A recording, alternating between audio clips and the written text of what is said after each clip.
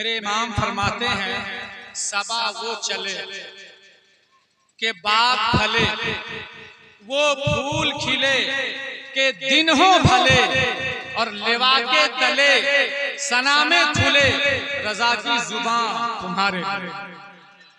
लेवा के तले सना में खुले रजा की जुबान तुम्हारे। अल्लाह फरमाता है इन अव्वल बैति वुदिअ लिन्नास, बेशक सबसे पहला घर वो है लिन्नास, जो पूरी दुनिया के लोगों के लिए, इंसानों के लिए। लल्लज़ी बिबक्कता मुबारक, जो बहुत बरकत वाला है। वह हुदल लिल आलमीन, जो तमाम कायनात के लिए हिदायतों का मरकज है। वो घर कौन है? वो घर काबा शरीफ। इस आयत करीमा का शान नुज़ूल ये है कि जब फलस्तीन में बैतुल मक़दिस पे अहले किताब का गलबा था, अहले किताब का गलबा था, यहूदी उस पे गालिब थे, तो उनका दावा था रूए जमीन पर अल्लाह का जो सबसे पहला घर है वो बैतुल मुक़द्दस है, जो वादी अर्ज़े फलस्तीन पर मौजूद है। लेकिन मुसलमानों का कहना था नहीं, सबसे पहला घर रूए जमीन पर अगर कोई है तो वो काबतुल्लाह है। लेकिन अहले किताब ने, यहूदियों ने उसे बारहा बगलाता रहा। मुसलमान बड़े कबीरा खातिर हुए, मुसलमान बड़े मुस्तरिब हुए, बड़े परेशान हुए। तो अल्लाह ताला ने मुसलमान को कल्बी तस्कीन के लिए, कल्बी सुकून के लिए, कल्बी राहत के लिए इस आयत करीमा को नाज़िल फरमाया। मेरे महबूब आप अपनी उम्मतियों को सुना दीजिए इन अव्वल बैति वुदिअ लिन्नास लल्लज़ी बिबक्कता मुबारकन व हुदल लिल आलमीन। यहूदी को सुनाए, अहले किताब को सुनाए, अहले ईमान को सुनाए, पूरी दुनिया को सुनाए और ये कह दे कि रूए ज़मीन पर अल्लाह का जो सबसे पहला घर है वो बैतुल मुक़द्दस नहीं, अल्लाह का पाकीज़ा घर काबा।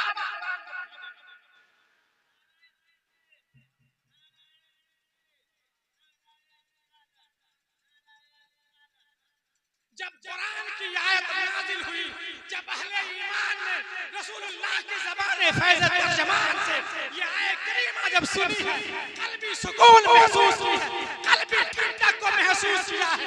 और फिर दबाके तो अहले किताब को, यहूदियों को कहा सुन, तुम अपनी ज़बान से कह रहा है कि बैतुल मुक़द्दस अल्लाह का पहला घर है, मैं अल्लाह की ज़बान से बोल रहा हूँ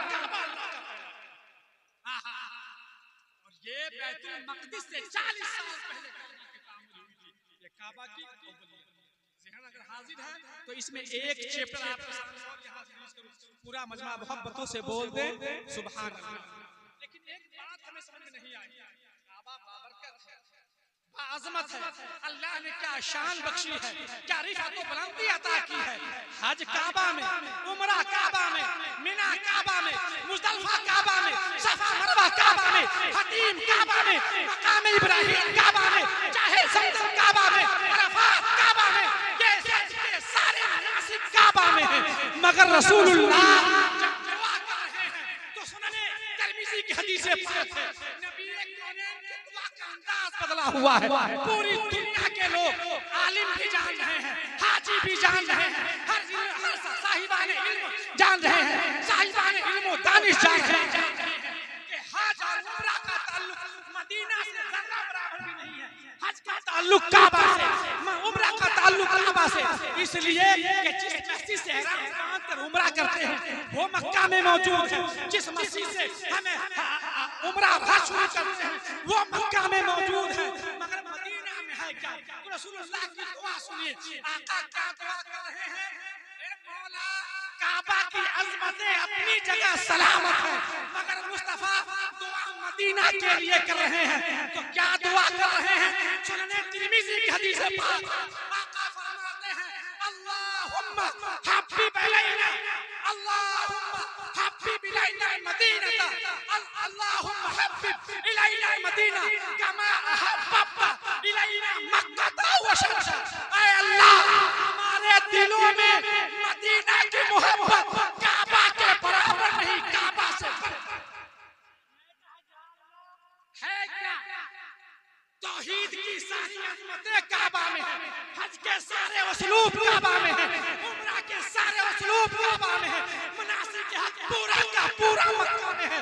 मगर रसूलुल्लाह ने ये दुआ फरमाई कि हमारे दिलों में मदीना की मोहब्बत काबा के बराबर नहीं, काबा से बढ़कर अता कर दे।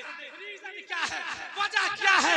तो नबी ये कौनैन फरमाते हैं, मौला इसलिए मक्का से ज्यादा मोहब्बत लोगों के दिलों में मदीना की डाल दे, क्योंकि मदीना में तेरा महबूब मोहम्मद रसूलुल्लाह की जलवा है।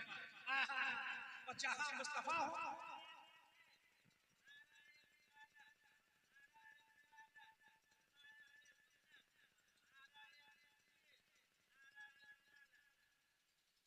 आगे कुरान में कहा फीही आयातुन बय्यिना, उसमें अल्लाह की खुली हुई निशानी मकाम इब्राहिम, ये मकाम इब्राहिम अल्लाह की खुली हुई निशानी है। ये अजीब बात है, अल्लाह की खुली हुई निशानी क्यों है? इसलिए है कि जो मकाम इब्राहिम है काबा के अंदर, वहाँ पर एक कुब्बा बंद कर दिया गया है, वहाँ पर सरकार इब्राहिम के नक्शे पाक आपके नालैन के, आपके कदमे नाज के अक्स छपे हुए हैं, आपके तलवों के निशानात मौजूद हैं।